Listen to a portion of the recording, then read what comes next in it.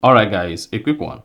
Here, I'll detail how to change calculator to normal mode in iPhone. So if you're using iOS 18 and you just noticed that your calculator is now in scientific mode and conversion mode, but you prefer to use the calculator in normal mode, then this video is going to walk you through how to do this step by step.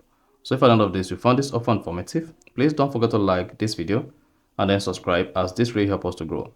Now the first thing to do to change your iPhone calculator to normal mode is go ahead and open the calculator app on your iPhone. Once you open the calculator app on your iPhone, whether it is on scientific mode or on conversion mode, for you to return this to normal mode on your iPhone, click on this calculator icon at the bottom left, just under one. Then you should see this menu comes up. Then on the menu, if you want to disable scientific, just go ahead and click on basic.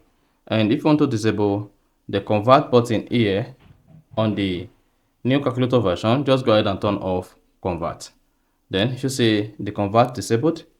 Then to return this to normal mode without scientific, just come here and click on basic.